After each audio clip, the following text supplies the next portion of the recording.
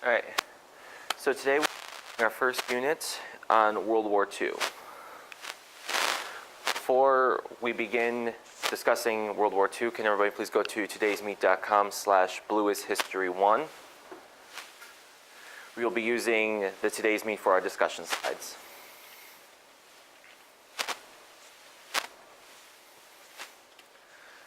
All right. Now, one question that nearly every student will ask, at least one student will ask in every subject is, why are we learning this? So why do we study World War II? Does anybody have any ideas for this? Just blurt them out. This is not for slide. Yeah? Good response. Anyone else? All right. I can tell you the main reason why historians love World War II, and that is because it is only one of the two times America could actually have fallen. One time is Revolutionary War. A sniper had George Washington in his sights, chose not to take the shot. The other time is during World War II because Nazi Germany was developing a nuclear bomb. As you can see, this is a photoshopped image of the nuclear bomb being dropped on New York City, which we would have no choice but to surrender in that case. And then this disturbing image of what the future would have looked like if Nazi Germany had won the war. Also another disturbing image, the soldier basically forcing himself onto the nurse, which you've seen the famous image, similar to that was dropped on Poland.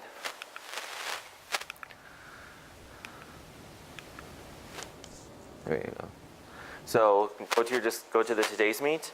What are some other things that could have happened if the U.S. had fallen?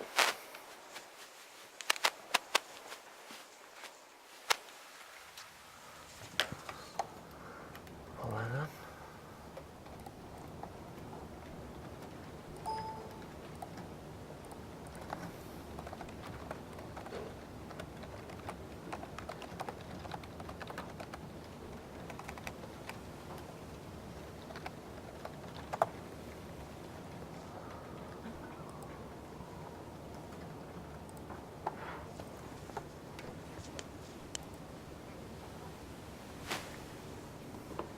There we go. Death of democracy.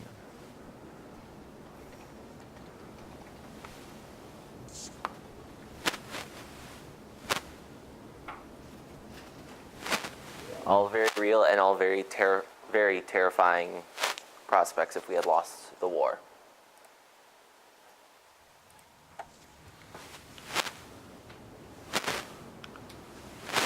All right. What the?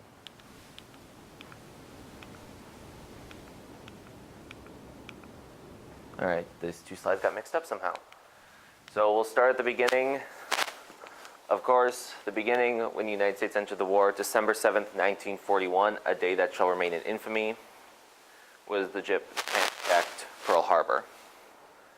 That is the USS Arizona, which is still there today. It's the Pearl Harbor Memorial. Now we'll move on to the European campaign, and we're going to start with Operation Torch, which was the taking of Morocco. This battle lasted 2 days, and it was in 1942. Over 400 killed, 700 wounded.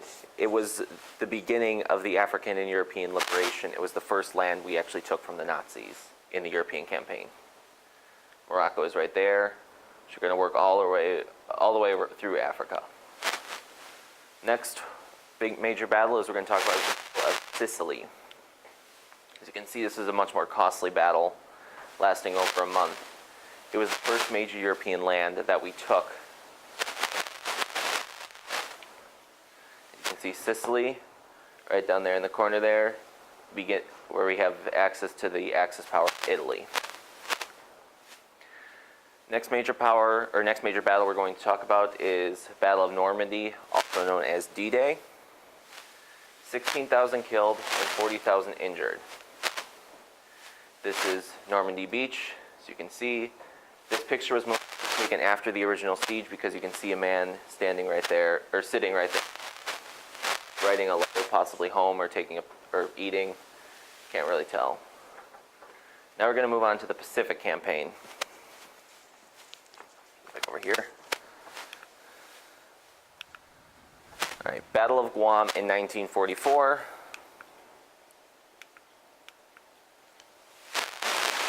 There we go. There's Guam right there. It is an important strategic point. We used it a lot in World War II to launch other counteroffensives. And it is still important. We actually still have an air base there today, right there. We're not likely to give up that territory anytime soon because of its importance. Okay, all right, the next battle we're going to focus on is Iwo Jima. 6,000 dead and over 20 injured. It was a major Japanese air base really close to the Japan. And it's famous for its flag raising picture. You've probably seen that. Next, Okinawa. Over 12,000 killed and 30,000 injured. It was the last major Japanese air base in the Pacific. Now, who can tell me why that's a big deal?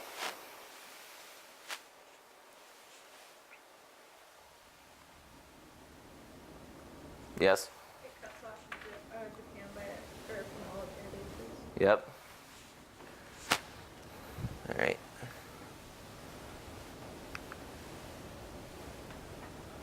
All right, give me a reason why you think there were more injured than dead in the mentioned battles in the discussion. Label it slide 2. All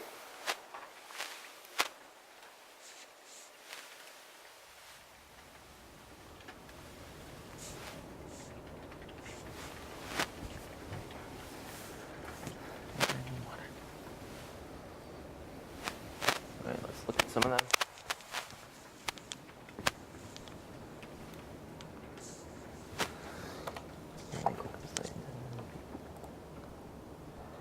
Technology of the day helped save lives. Medical skills of the U.S. and better defensive. All right. So medical skills, better defensive training, and technology of the day helped save lives. All right. All very good responses.